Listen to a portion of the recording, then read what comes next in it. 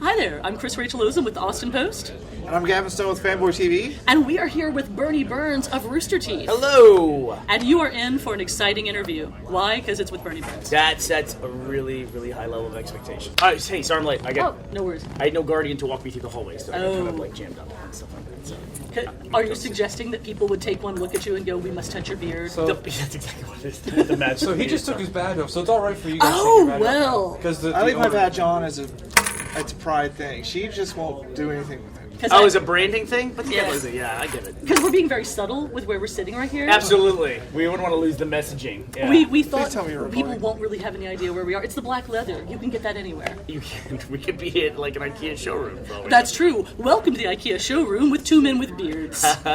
Mine's only half a beard, though, because I can't grow a full beard. I'm really jealous of your beard. What is it like the patchy, or you just like, no, you get this to a is length this and like it stops? 6 months worth, dude. My I family can just can't grow a grow luxurious hair, mustache.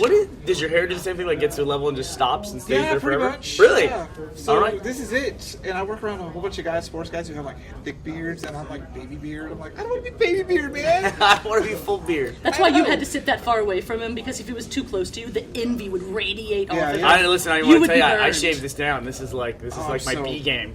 Honestly. I'm so jealous. So, anyways, one of the things I've been wondering about, Bernie, Yeah. is your 10th anniversary was a really big deal. Yep. And now that you're on year 11, are you looking forward to just phoning it in and slacking for a year? Well, yeah, that's like the thing. You get to the top of the roller coaster hill, and then it's like you enjoy the ride down into descent into hell, basically. So is it just going to be taking old animations, like, I don't know, just literally get on your cell phone and redub it? No, this is just on an individual basis. I'm just going to completely slack off. I don't have people that work for me that they can like pick You it up have and run with minions it. now. Yeah, it's like they get like burned out after 3 years, and I was like, hey, I did it for 9 years. I got burned out after 9. You can go another 4 or 5 years. You got that in you. I know you do. You're even younger than I was, so no big deal.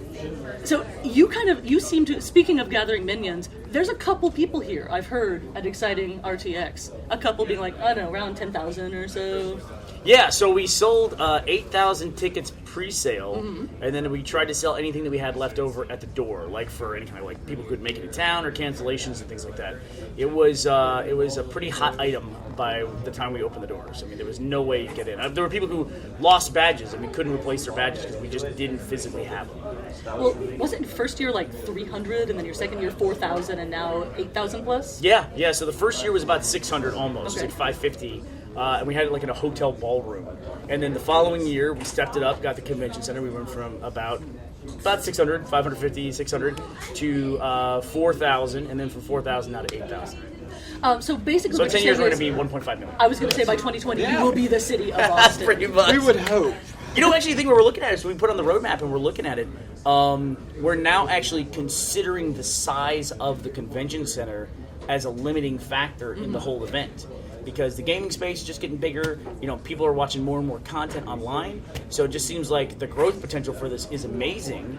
We've managed to double every year so far, so we're actually worried And about with 2, that's almost enough to make a point on a graph. it is a line, and in fact that first year it's like this, whoop, That's so true. it's like, I guess we're kind of tapering off, but yeah. Slacker. We're bad at math, so it doesn't matter. Well, I think you'd have to come experience this because you can't get the waiting in line experience watching online. Oh yeah? Yeah. Have you guys been waiting in lines? We've been We waiting in actually lines have to buy interviewed people stuff. in lines. So, So yeah. you wait in lines to buy stuff. Yeah. Right. So what we need to do is we need to extend the experience where you can wait in line online.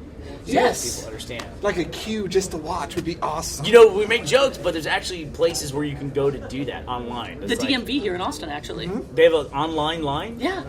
Really? Yeah, I had to get my driver's license recently. And you go online to get online? Yes, I did. Wow, that it is was meta. fantastic. It was like I was living in the 21st century. That's Yay, hilarious. technology! Yeah. Since you are such a known slacker, what with only running this entire company and whatnot, what made you decide that what you needed in addition was to collect all these minions in one place and have your own giant convention? It's another facet of our laziness in that we were going to 8 to 12 conventions a year. And then And we you're had like, screw that, come to us. That's exactly right. Why go all over the country 8 to 12 times a year when you can have one event and everybody comes to you?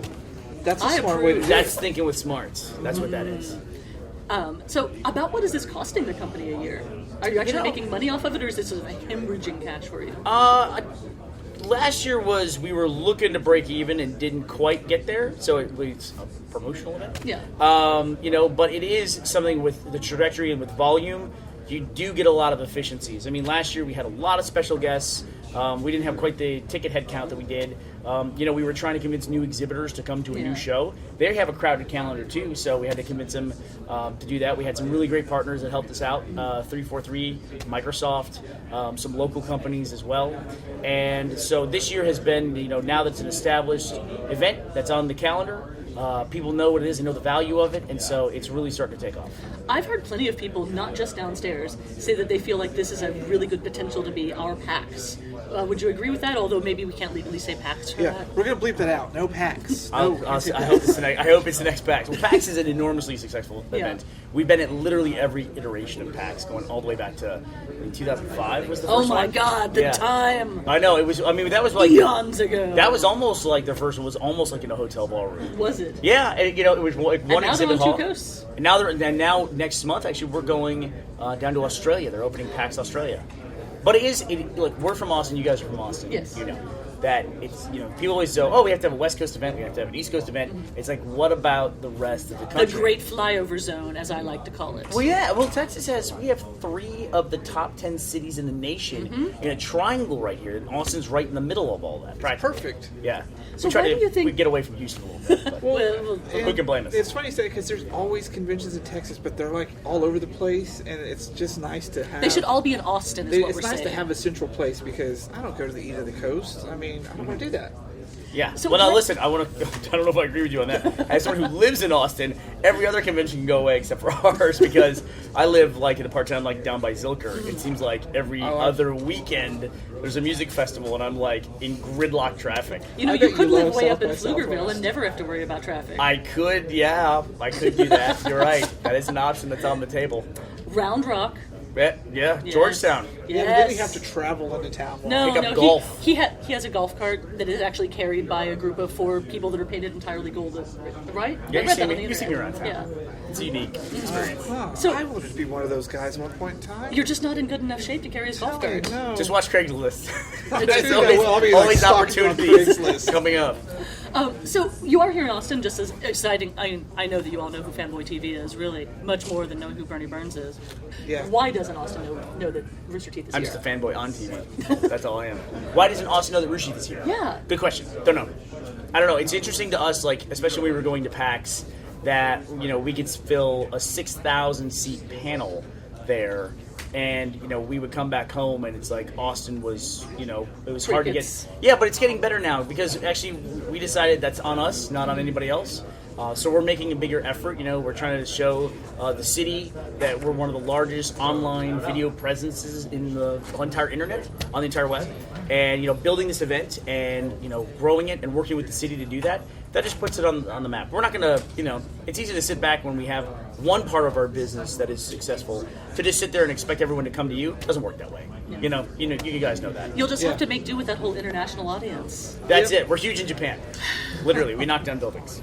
That's awesome. You're like kaiju in Japan. That'd be I Exactly. can totally see that. You know And then we what? just march into the sea and wake us when you need us, kind of a thing. I'll be waking up every weekend.